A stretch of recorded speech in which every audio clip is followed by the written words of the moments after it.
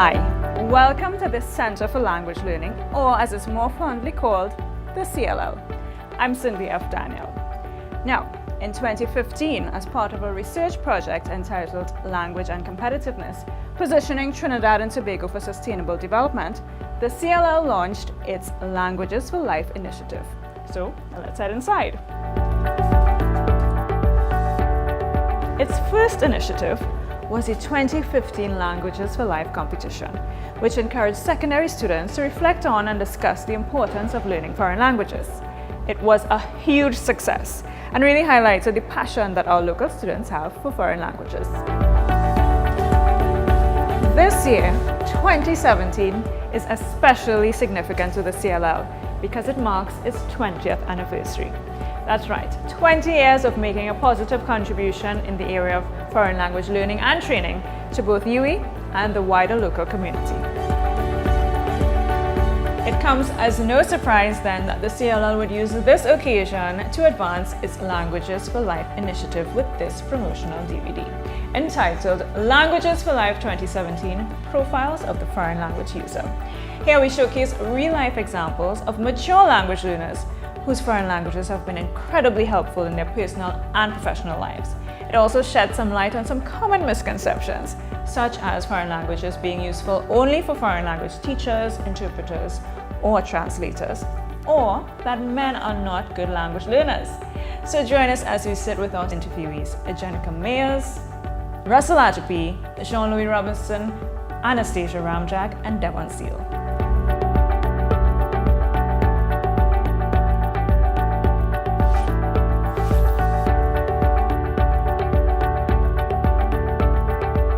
Hi Jean-Louis, thank you so much for being here with us today. So we're here to find out all about your language history, right? Very, very interesting. Now I was told that you know 11 languages. I've studied 11 languages, yes. I actually just collected my results for level 1B Mandarin, so that's my 11th foreign language. The average person would say, I'm going to learn another language. You, however, made your way to 11. Now, I know that you consider yourself competent and fluent in 2 of these, at least 2, right? That's French and Spanish. Yes. So let's go back to the beginning. I mean, how did you actually decide with your first foreign language to embark upon that journey? My first foreign language was actually Spanish, and well, when I started secondary school, of course, it was compulsory, so I started studying Spanish, and I was doing very well. So that's what sort of sparked my interest in learning foreign languages. So the first one was Spanish. I was having a lot of fun. You know, I had very dynamic Spanish teachers in class, and was getting very good results. And then I decided to take up French and German because my dad used to work at UWI once upon a time, and even though he no longer worked there, he would still visit the bookshop now and again. So one day I was at the UWI bookshop with my dad, and one of his friends at the bookshop told him that there was the Center for Language Learning that had opened on campus, and since she knew that I was doing well in Spanish at school, she said, well, why doesn't he try a couple more languages? Right. So I went straight over to the CLL from very the bookshop. Fortunate for you that Yes. they had these alternative languages. Yeah, and I signed up for French and German, and that's where it all started. So you definitely say that your academic experience, your first academic experience, really helped you develop an interest in doing the other languages. Yes, that's correct. And you want to give us an idea of which languages? All right, so I started with Spanish in high school, then I did French and German, and then I moved on to Italian, Portuguese, Hindi, Arabic, Yoruba, French lexicon Creole, which is patois, and now I'm doing Mandarin. I'm not sure if I've called all 11 there, but that. You're being modest. We appreciate that. So have you gone on to use your languages in your professional life? Yes, I have. So I currently work at the French Embassy as a translator and the assistant to the French ambassador. So I speak French every day for my job. And then I also lecture part-time in Spanish at both UWI and Roytech. and I'm also a freelance translator and interpreter for Spanish, so I use languages all the time. Was it a natural progression? Did you anticipate that you would have ended up using languages for your living? Actually, no. In high school, I was a science student, and I actually signed up to UE to do petroleum geoscience. And I had always, at A levels, I did Spanish outside because it clashed with physics. Okay. So I couldn't do the both. And I just, my Form 4 Spanish teacher told me, whatever you do, don't stop doing Spanish because you have a gift for languages. So I took her advice and I continued it, even though my plan was to study engineering. Yeah. And after a conversation with my uncle, after I had already signed up for engineering, I decided that I would think about switching to languages instead because I realized I was more passionate about studying language. And I switched. At first, I was also studying a bit of math in my first year because I still wanted to stay on not just in foreign languages, but then I came to my senses and I decided to go full on and study linguistics, Spanish, plus the other foreign languages I was studying at the Center for Language Learning. Are you happy about that decision? That's one of the best decisions I've made in my life, so yes, I'm completely happy about it. I'm sure the French ambassador is very happy about it as well. He seems to be. Can you give us some history and some insight into your experience with the language outside of Trinidad and Tobago? Well, when I was in the final year of my Spanish degree at UE, I did an exchange. I went to Colombia for 6 weeks. So that was a very interesting experience because it allowed me to see foreign language learning from a different perspective because it was not just classroom learning. We had other activities, salsa classes. We actually had to produce script and star in a mini movie. And so all of that was very interesting. And apart from that, I also through learning German at the CLL, I was able to get a scholarship from the German embassy to do an intensive German course in Berlin in Germany. And, so that whole immersion experience is always very enriching.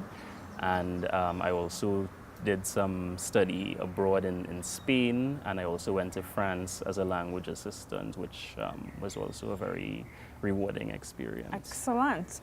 So with all of these travels, all right, I have to ask you, was there any entertaining story, perhaps coming out of the challenges of being someone who is not a native speaker and somebody who is learning the language?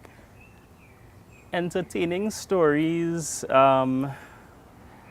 One thing I will say is that after having done my degree in Spanish, we have a film festival, a European film festival, every year in Trinidad, and I had gone to see a Spanish film, but at that point I wasn't very familiar with the Spanish accent, the accent from Spain. And I could barely understand anything that was being said in the film. And of course I was very disappointed because after all of these years speaking Spanish and having done my degree in Spanish, it was very difficult for me to understand what was being said in this film.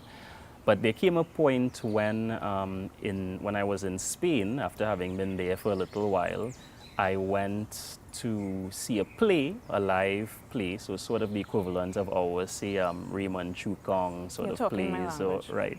And I was able to understand everything that was being said. I laughed at all of the jokes, and then I really felt like I had reached that level that I'd been striving to attain for the longest while. So. That's excellent. So right now, we are 11. I'm assuming it's 11 and counting. Yes. What are your plans? What other languages would you really like to immerse yourself in? Well, I thought I had conquered all of the language that the CLL offered, but now they've introduced Korean, so I'm going to have to take a crack at that one. I've also, when I was living in Spain, I had some Ukrainian flatmates, and they tried to teach me some phrases in Ukrainian, which is very similar to Russian. I wasn't that successful at learning them, but that's probably a language that I would like to Do you remember look at any? learning. No. That one is going to be, that's probably also going to be, you seem to be somebody who really enjoys challenges, so I Yes. can definitely see that one being added to your list. Yeah. So thank you so much, Jean-Louis, for giving us that insight. You're Is there welcome. anything that you'd like to say to students or potential language learners? Just don't give up. You have to keep at it. Learning a language is something that you have to live and breathe the language. And so I would say that sometimes when you're sitting in a classroom learning it, struggling with vocabulary or grammar, you might feel like giving up and what's the use of this? What am I going to do with this? But I think all of the opportunities that I've had have been because I studied foreign languages. So I would say stick with it and one day you'll see the rewards. Thank you so very, very much.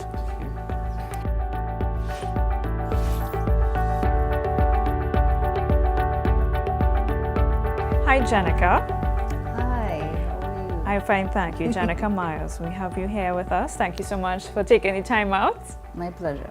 to come and share with us your language learning history. So, I heard that you speak French and you speak Spanish and, of course, Creole. A splattering of Creole, but yeah, essentially French and Spanish. Those are my pet subjects back in school, and they're still with me. They're still very much a part of my life, and that's my passion today. Well, that's what I want to ask, Tell me how you got into languages, because you use it in your professional life, yes? Yes, I do, thankfully.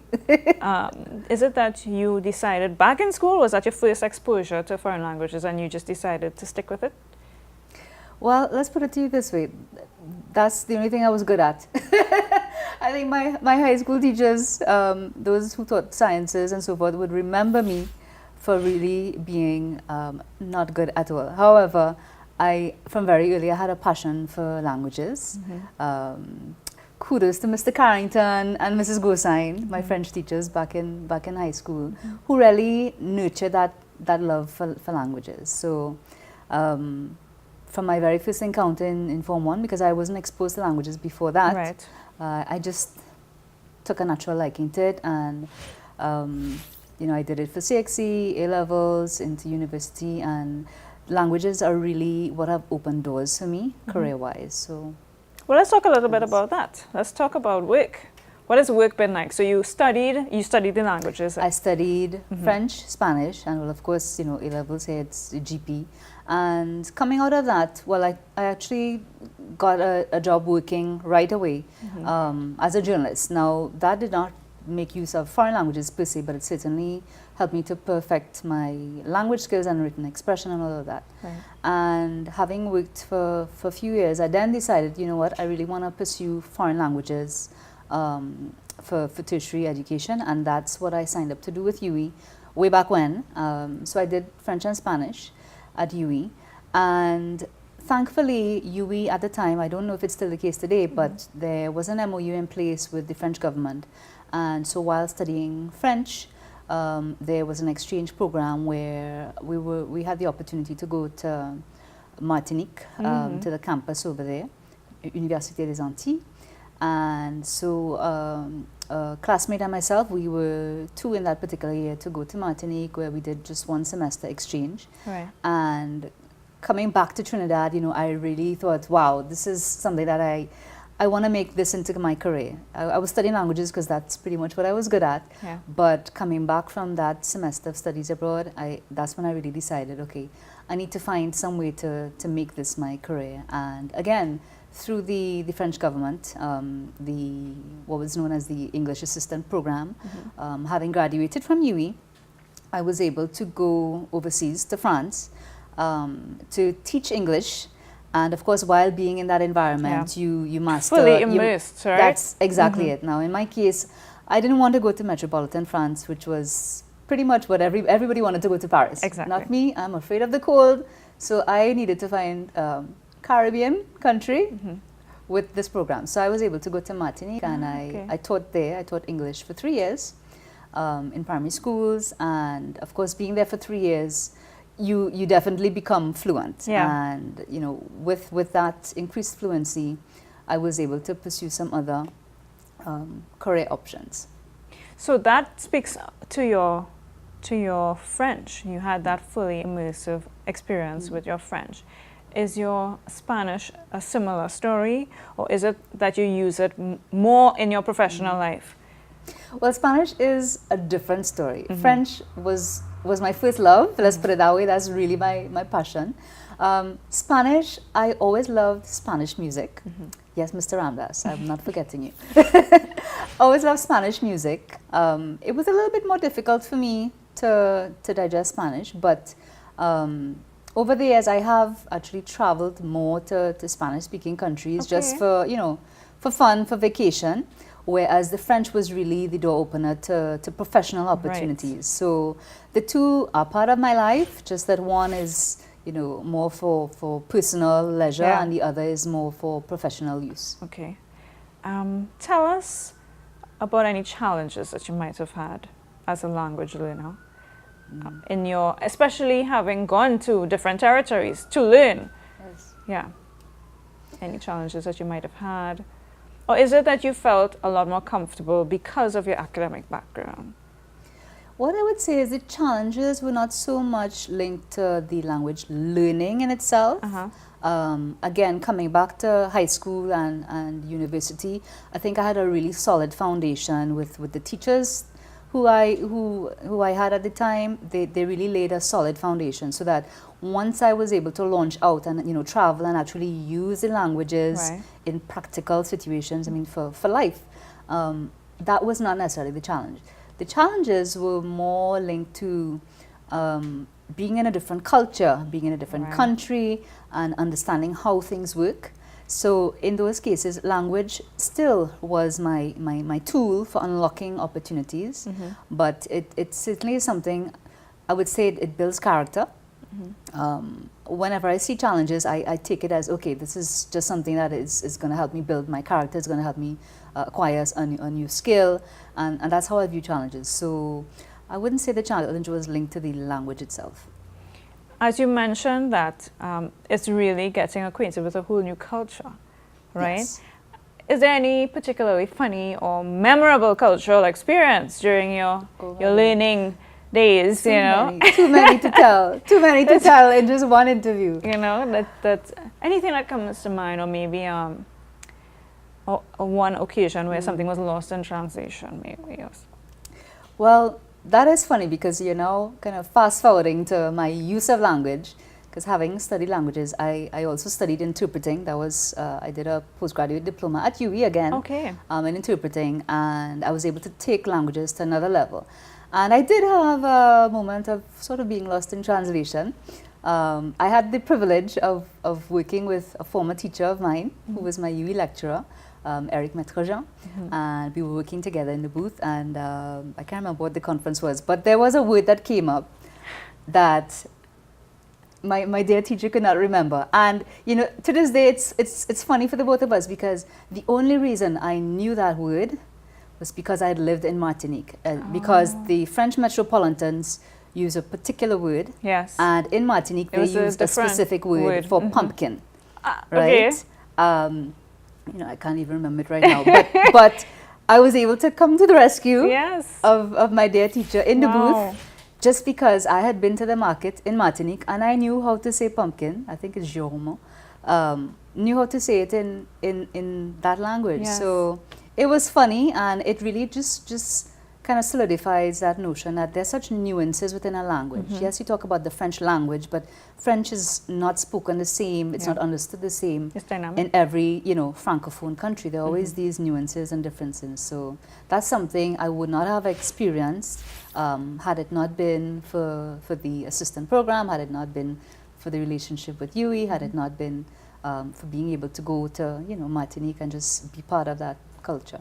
So in that one moment, the student became a teacher for that one word. In that one moment, the student helped the teacher.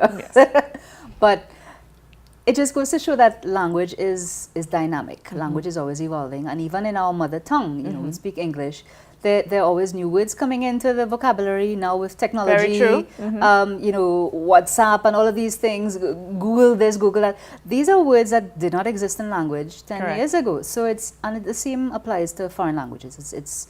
dynamic, and so learning a language is a lifelong process. You know, you can't just say, well, I've learned the language and that's it. I'm still learning. I'm learning with use. I'm learning, you know, as I meet new people, as I explore new countries. So it's a lifelong living process. A lot of young people are not interested in learning foreign languages because they don't think they will use it. They say, you know, I don't plan to take up a career where I will need a foreign language. And what advice do you have to students, to potential students, or students who may have the opportunity to pick up one or more foreign languages? Well, I would give the exact advice that I got, thankfully, and I'm so grateful to the teachers that I had. I think they were really a special breed back then, a hybrid breed. But the advice they gave me and that I would give is really just follow your heart and do what you're passionate about. Because in the end, if you love what you do and you end up doing what you love, you really don't notice that you're working. And that has always been my privilege. In everything that I've done, and I've gone from journalism to public relations to communications to interpreting. I've done so many things in my career that I never planned. It's not to say I sat down and said, well, this is where I want to be, or this is the course I'm going to try. I never did that. What I always have done is made consistent choices to do the thing that I love. If something makes me happy, I'm going to do that. When I have choices to make between this and that, I'm going to choose the thing that I know I'm going to enjoy, that I'm going to be great at, that I'm going to have fun doing, that I'm going to be able to, you know, meet interesting people, learn things. Those are the choices that I have made consistently, and that's what I would encourage young students to do. Really just follow your heart, and when you follow your heart, you excel at whatever it is you choose to do. And when you excel, there's no competition. Nobody's going to be better at you in what you do because you absolutely love what you're doing. And I have that privilege even up to today. So it's sound advice because I've been testing it for more than 20 years now, and it has not failed me. Excellent. Well, thank you, Gennike.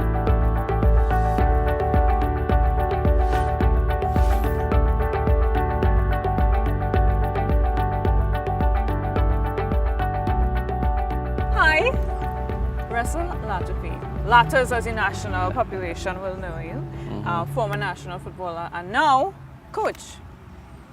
Thank you so much for taking the time to be here with us this afternoon.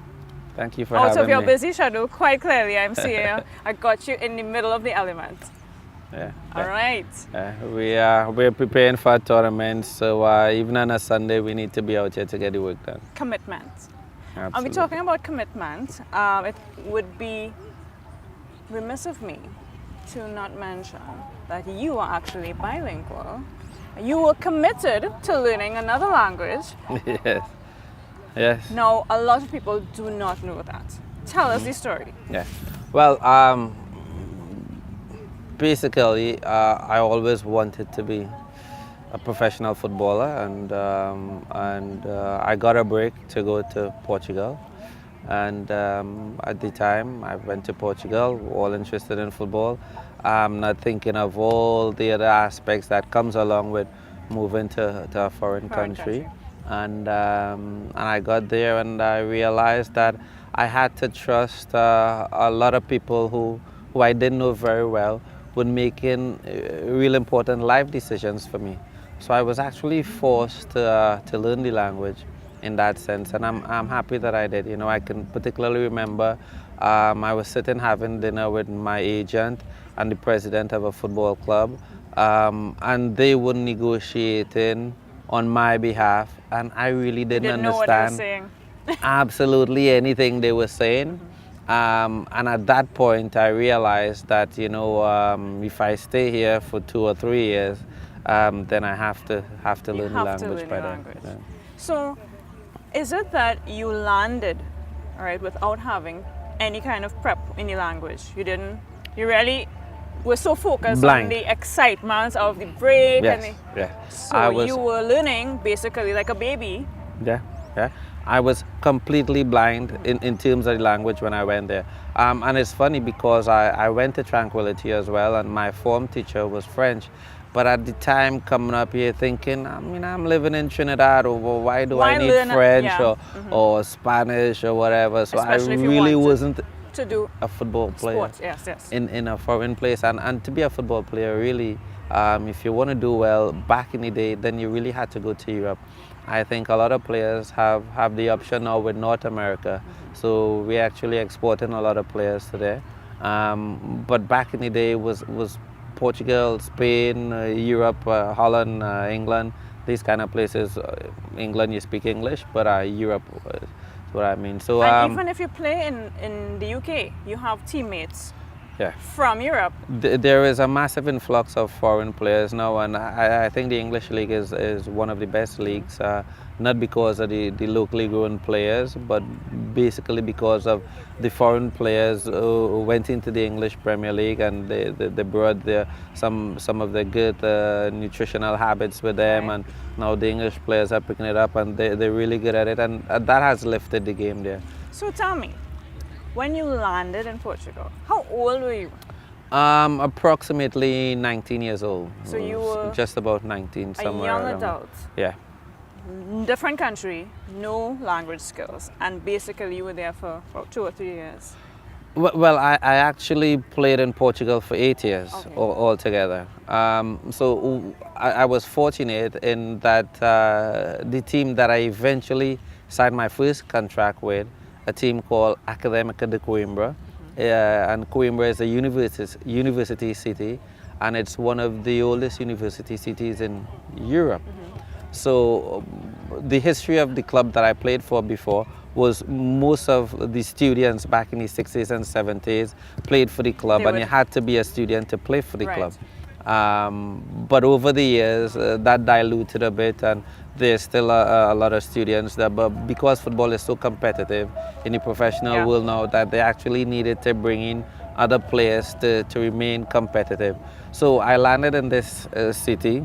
A university town. University town, Right. which was really good for me, which helped in my process of learning, because when I first went, I had a tutor who was teaching me Portuguese.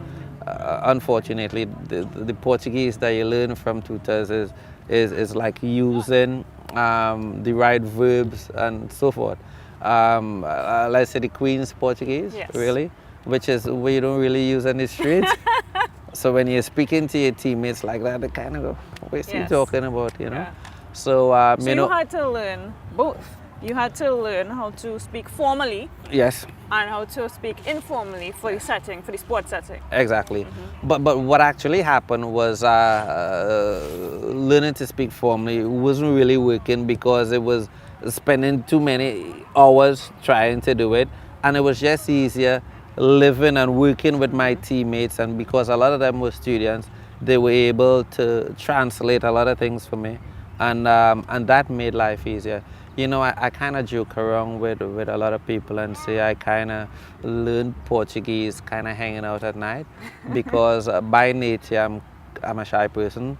So what actually happened is, like, during the day with my teammates and that sort of stuff, they would ask me to say things, and because I know they would laugh at me, I wouldn't say it, you know. Oh, yeah. And then you would go out after a game and you'd have a couple of beers or whatever, and then, you know, you In would the social lose all the setting. you know, all the relax. inhibitions Yes. and all the embarrassment, and they would ask you to say things, and you would say it 3 or 4 times, and they would laugh, and then the 5th time you would get it You right, got it right. and then you say, okay, well, that's the way to say it, and that's the way to do it. So I kind of actually learned Portuguese to say the difficult words and the difficult phrases, hanging around with my teammates. That's an important point, because a lot of people are intimidated by learning a new language. They're afraid of being wrong, of sounding silly, you know, and you discuss the need to get over that, Yeah. you know. So that, Yeah. I mean, aside from that challenge of your own personality of being shy, did you have any other major challenges with picking up the language? Yeah, a major challenge for me was the pronunciation, you know, and I can give you a few examples. It is really difficult when you're older to pick up the pronunciation. You know, in Portuguese, you use your tongue and the way you breathe a lot. One of the words that was really difficult for me to pick up I think was the last word that I actually learned in Portuguese at the time was frigorifico. And it's such a difficult word for somebody who doesn't speak a different language to But I learn. have to ask, what does it mean? Refrigerator. And that's a word you have to use every day. And then it's a word that you actually use every day. I mean, if you wanted to get a cool drink or you want ice or something, you know, and it was challenging. And that is the word that I actually learned with my friends having a beer or two, because it was kind of a social thing amongst everybody. They would go to everybody, hear him say this, and then they would say it, and then I would say it in all sorts of ways.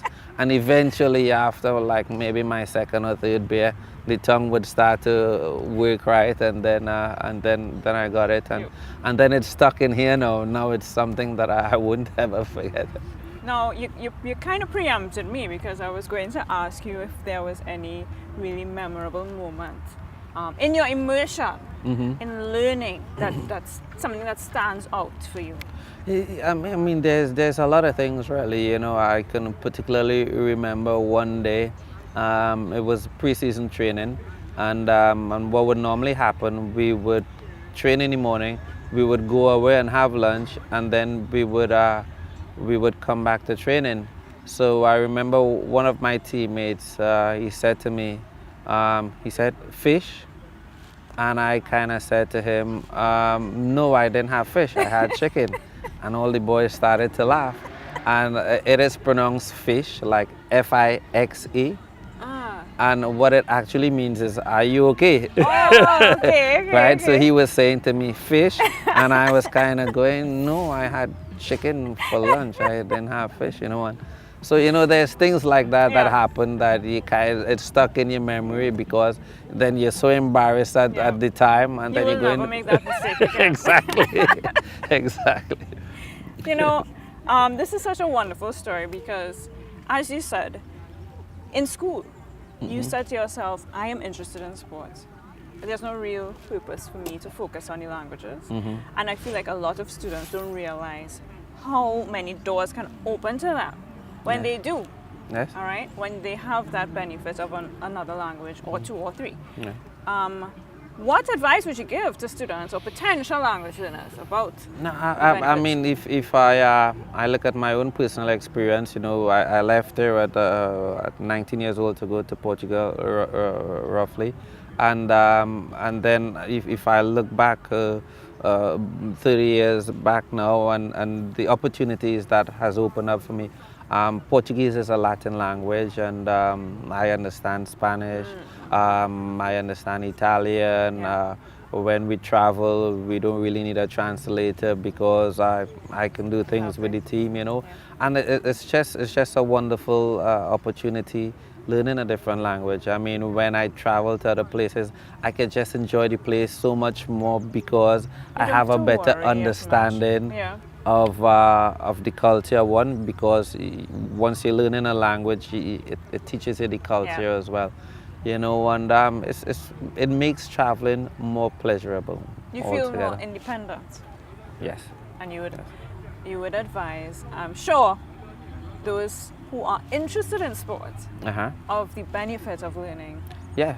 I mean, I say to most of the young players, you know, if you have the opportunity, you never know what direction life is going to take you. Learn as much as you can. Make use of your time the best as you can, you know. And saying that to the young players, you know, they're always with their phones and their tablets, and sometimes you say to them, just take a half hour sometimes to just broaden your minds and learn something different, because I can guarantee them, because it happened in my life, that somewhere down the road you would see the benefits of learning another language. Well, thank you so very much. We are so pleased to have your story in our language history. Thank you very much for having me.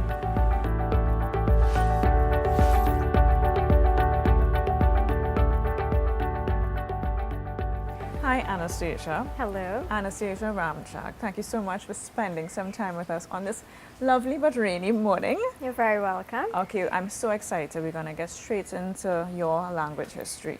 All right? Now, Okay. I heard through the grapevine that you speak 4 foreign languages. Yes, I do. Yes, French, Spanish, and remind me of the other 2. Portuguese and Japanese. Portuguese and Japanese. That's an interesting combination.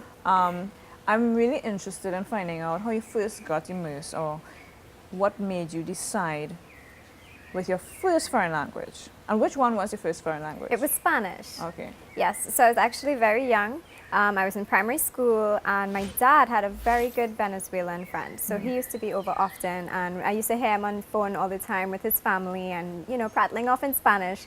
And I was always in a lot of awe, like, what is he saying and why can't I understand?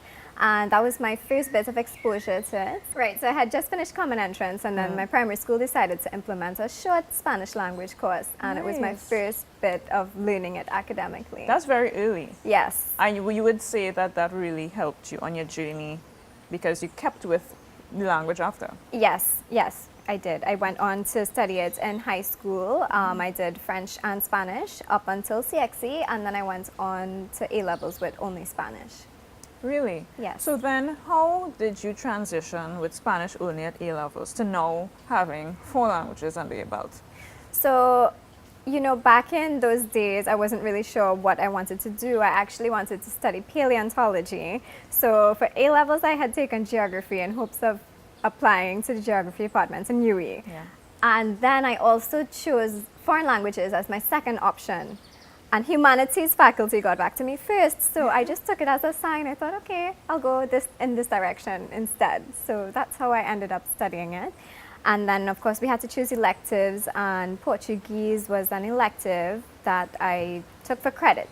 And Japanese, I was always really interested in, and I decided to take it as an extracurricular course. And that's how it ended up there.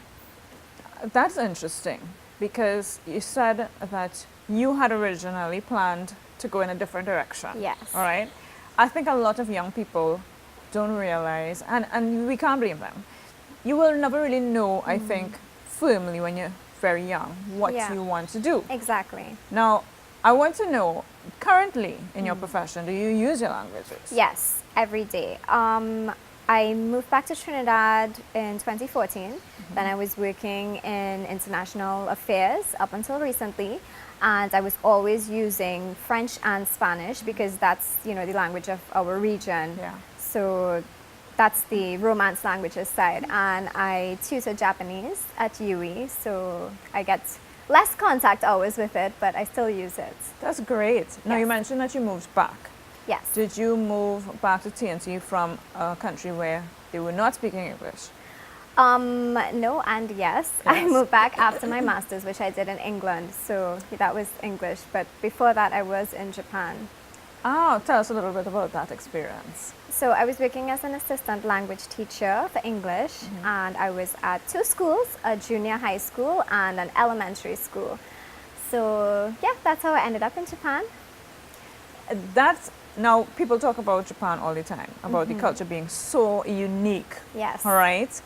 I would imagine that you might have had some interesting experiences there. Yes. Anything particularly funny or entertaining that you might want to share with us? Entertaining, no.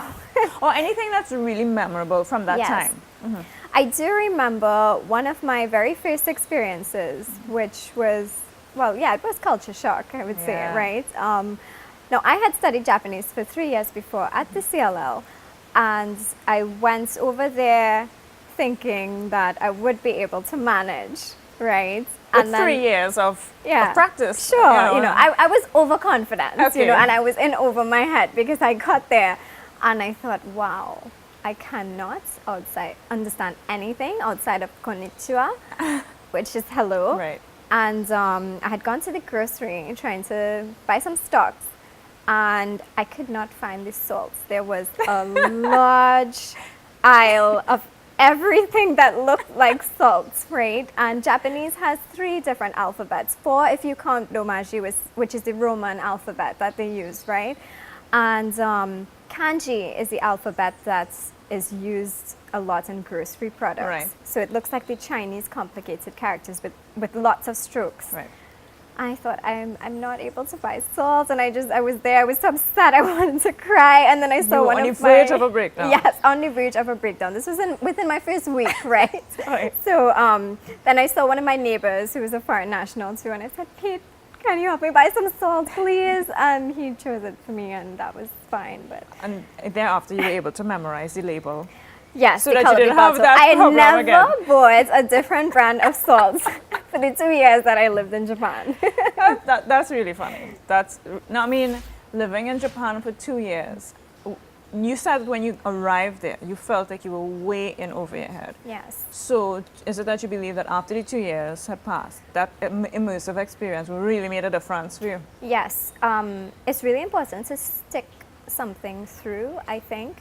The program that I was on is very competitive, so it took a lot. The application process was a year. So I felt like I owed it to myself to push through it, even when I was feeling at my lowest, you know, like I really miss home, I want to go back home. But yeah, once you break in to the society, you're in. You know, Japan is very conservative. People are very shy. They're very, well, it can come across as coldness, but it's really just curiosity and a little bit of fear. But once you're in, you're in. So That's excellent. I think I've never been to Japan. I'm sure a lot of people will be listening to your interview. You definitely piqued their curiosity, language learners, and it's always a benefit. You're at an advantage when you can communicate to some degree yes. in a different territory. I wanted to know what your goals are in terms of language learning now that you've already mastered 4. All right. Do you consider yourself I saw you react. Do you consider yourself a master 4? I don't. I actually just would consider myself proficient in Spanish. The other 3, I would say intermediate. I really don't like to use the word fluent. I think that's just a fear that everybody who doesn't have that Yeah. second or third language, that they don't use it every day. I found that people are so modest. They're like, well, I prefer not to, but you definitely can communicate comfortably, right? I just think because language is something that is alive, even English, which is my mother tongue, I mean, I don't feel comfortable using fluent. I know that sounds very contradictory, but there's always something that you probably would not know. There's know? always a slang that's going to crop up. Exactly. You always have to be on top of it. That is very, very true. Yes. Tell me what it was like being an English speaker in this foreign territory. Were you able to help anyone who might have been interested in learning your language? Yes, in terms of Asia or Latin America, Anywhere. or either. You know, English right now is the lingua franca, so everybody has a big interest in acquiring it, and it opens so much doors for people. I mean, any language, but I suppose English for these other countries. And in Japan, for instance, it is compulsory at junior high school and high school level. So, you know, Japan also being the only country that speaks Japanese, English really, really opens up a lot more doors than, for instance, my experience with Latin America. You know, there are 22 Spanish-speaking countries, so even if they didn't learn English, they could still have other opportunities in these different countries. These different territories, But I found that the interest was always a little bit heavier in Japan, just because they felt like there was the kind of perspective that you have to, I have to, if I It's want to move almost isolation out, if you don't speak another. That's interesting. Yes. Tell me if there are any other languages that you have an interest in. I do. I really love the sound of Mandarin Chinese. I actually took one course in CLL, but at the time it was a bit overwhelming because of all my different classes, so I had to drop it. But that's something that, it sounds like something that you're going to explore. Yes, yes, definitely. Now, I don't know, but would your background in Japanese aid you at all? It will, yes, because of the kanji alphabet. So in terms of the writing, it will definitely help. Grammar and speaking, most probably not. Okay. Now, Is there anything, any bit of advice that you'd like to give to students, potential language learners? Yes, I think that immersion is by far the best way to acquire a second language. So, you know, if you have the opportunity to travel, just let go of the fear or embrace it and just go, you know, and completely immerse yourself. Because even when you travel, it's easy to remain in what I like to refer to as the foreigner bubble. You know, it's a safe circle. You can get by with limited phrases, you know, the pocket dictionary, that sort of thing. But really challenge yourself to get out there and talk with the locals and experience a different world. Yeah. And be able to buy salt. And be able to buy salt, yes. Thank you so very much, Anastasia. You're welcome.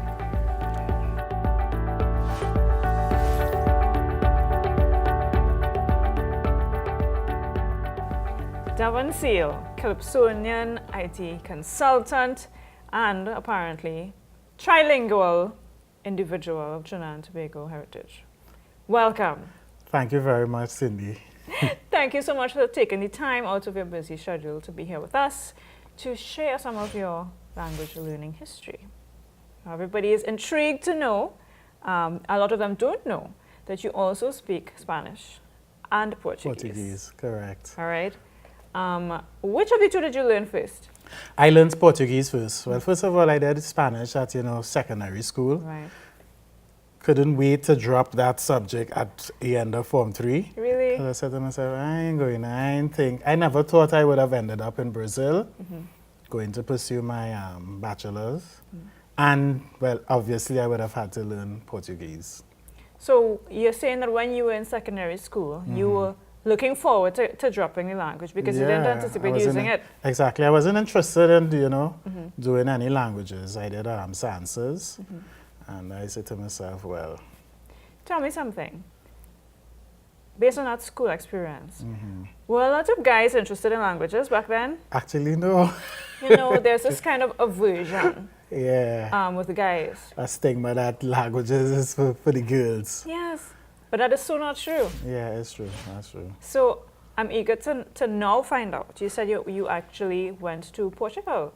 No, Brazil. To Brazil, sorry. For school. For school. So let's hear a little bit about that. So after finishing my advanced level, Right. I started to work at TSTT. At TSTT, I started off as a cashier. And while at TSTT, Heather McIntosh, she's also involved in the Calypso. Yes. And she got a scholarship to go to Brazil. And I was like, hey, this is interesting. It's not the normal North America or England kind of studies, Brazil. And It would seem very exotic, I would. Exactly. And then also I started to explore, I wonder what's the possibility of maintaining your Calypso career in Trinidad and still being able to pursue a degree. So I said, hey, Heather is really smart, because Carnival is the same time, which Brazil's Carnival is the same time with Trinidad. So obviously she would have had the opportunity to come back. I said, well, I could do the same. I went on a vacation. First. Test the waters. Yes, it was 2 weeks, stayed in Sao Paulo. And At that time, could you remember at least even the Spanish that you had from No. So you went with... But I recognize the similarity because, you hear Buenos Dias and Bon dia. Right. They say, okay, well, Buenas tardes and Bon tarde, Botarde. So you recognize there's some kind of similarity, but otherwise, I didn't know Clean slate. anything. But I love the place, and I said to myself, I have to learn this language. So you were just determined. Yeah. You were like a baby learning for the first time. For the first time. Came back, on my way back to Trinidad, I saw on the Newsday papers an advertisement stating that the Brazilian embassy is offering scholarships, and I had 4 more days to apply. 4 days? 4 days. Okay. And I applied. Well, let me just take a try and see what will happen. And I applied, continued working at TSTT. In fact, in the month of October, I became a permanent employee in TSTT. And then in November, I got that letter from the Brazilian embassy. Seeing that you were successful. I was like, what am I going to do? I think I will apply for study leave. And I'm quite thankful to TSTT that study leave was approved. And I was able to, go across to Brazil for 4 years to do... A fully immersive experience. Yes. And really and truly, you started from scratch. Well, Very. tell us what the challenges with that situation Well, you know, were like. first of all, to break the news to your family, they were like, Brazil, you're going to do a degree and you don't even know how to speak the language. And I'm like, well, it's computer science, you know, the majority is maths and figures and things, easy pickings and whatnot. The course, actually, you know, this information, I didn't have this information before, that you had to learn Portuguese language and pass the exam before starting the computer program. And I got across there. The program started in February. I said, you see me, I have to perform for Carnival in Trinidad. I went across in March. So I robbed myself of 1 month because it was a 4-month course. Right. I did 3 months of it. When I got there, I lived with 4 Paraguayans. So they were speaking Spanish. they were speaking Spanish all the time at Right. home. And when they get out there, people will say they're talking Portuñol because they mix in the Spanish with the Portuguese, but it was rather easy for them. Okay. And that was a challenge for me, home trying to identify when they were speaking Spanish, when they were speaking Portuguese, or even their national language, which is Guarani. Okay, which is probably like indigenous, right? Indigenous, Yeah, okay. correct. So that was good. That was really tough. I mean, many a nights I would have just studied and say, boy, was this the right decision? In over your head, Was am this I? the right decision? Yeah. Because I'm a talker. People who know me know that I love to talk. And for 4 or 5 months, you just shaking your head Yeah. for everything. Or when you recognize that you say something that you wasn't supposed to say, you shake your head and you say, see. And they say, see? You say, no. You know? So that was very challenging. But I mean, as you go along and, you know, you measure your progress, Right. you recognize as the days go by or as you know, the weeks go by, you recognize that, yeah, I'm being able to form a conversation, able to understand 1 or 2 words, you know. And then in the class, the entire class, it was a total of 14 students. 11 were from those Spanish-speaking countries. Right. There were 2 from Africa, to be exact, Gabon. Okay. So they spoke French. And I was the only English-speaking student in the class Wow. until like 2 months after one of those guy from England, he came and joined. But he was just studying the language to do his PhD, you know, his research. That is interesting. You know what I'm going to ask you next. Based on those challenges, can you share with us any particularly funny or memorable experience during your language learning? Yes, I have many, many. So after doing the Portuguese exam and being successful, I enter now into another university. This is the university to start With the program? With the program.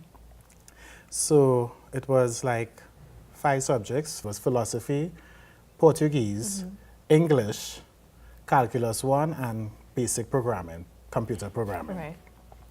So the first lecture was the philosophy.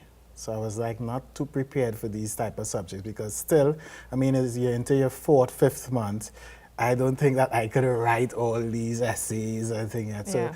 I was a bit scared. So the lecturer came down and he was asking questions. And then you don't want everybody to know he's a foreigner and all that, you know. So the teacher asked some question. I didn't understand what he asked, but I responded, Seale. Now, I responded because with your friends and them in Brazil, Seale is like, if you know, I don't know. Well, that is what I thought it was. Right. So it was the fastest response is to just say, I don't know, right?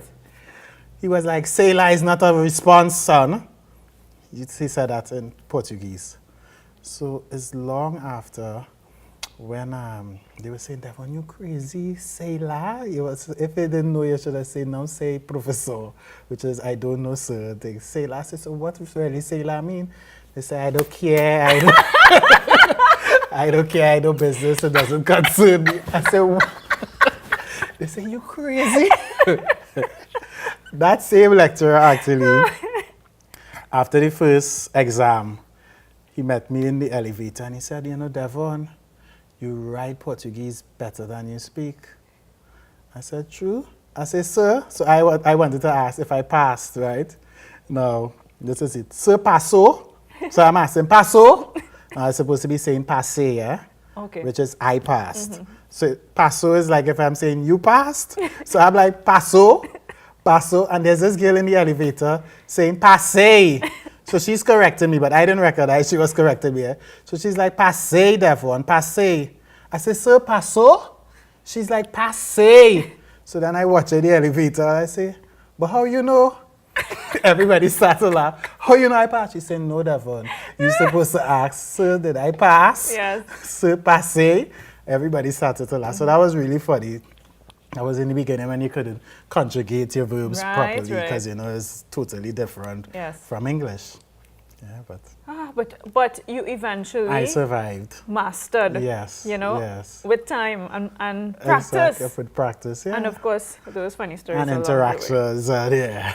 You know, do you have any advice that you'd give to students who are deciding? Because a lot of them are, as we discussed, averse to languages because they either think it will be too difficult or that they will never use it. They have no immediate plans to leave the country. I would advise anyone to take the dive.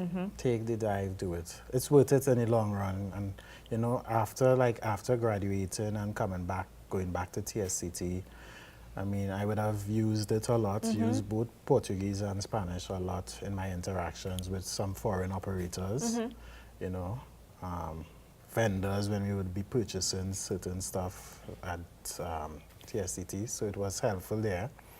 And also to, like, in the Calypso field, you know, going out to these South American countries or even Central America. And it opens doors. Exactly, yeah. Regardless, you know, I think just being able to communicate. People are quite impressed with, you know, knowing that, you know, and for the men, women are like, wow. So, I mean, the students are listening, you know. They will want to use these skills in the future. Now, I can't let you go without asking you for a little something. You are Calypsonian after all. Can you share with us a little something? Sure. I'm not putting you on the spot, but... I'll do this one called Car by Class because of the fact that I had a little Spanish in it. Okay. You know? Yeah. Can by class, or car by class.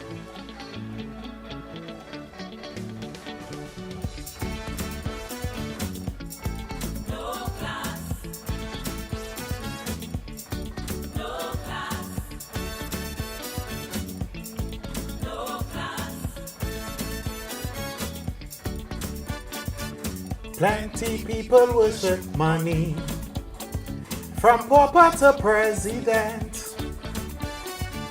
Form they say is temporary, but class it is permanent. For the good book tell we, blessed are the poor. The more you have money, more you must endure. More money, more problems, they can't take a nap. Worried that they're going to get kidnapped. The poor, they don't have to study that. No, money could buy silver, money could buy gold, diamond, pearls, whatever, plus treasures untold. If you're rich like Stanford, it could post your bail, could corrupt a whole board, Brighton keys in jail. Like some fools has find out, it does never last, cause money can't buy your class. What does look like gold sometimes is brass, Lord. Money can't buy your class. So the richer, so they gross and crass. Money can't buy your class. Sing it, they have plenty money, but no class. Plenty money, but no class. Mucho dinero más. Pero déjame con poquito.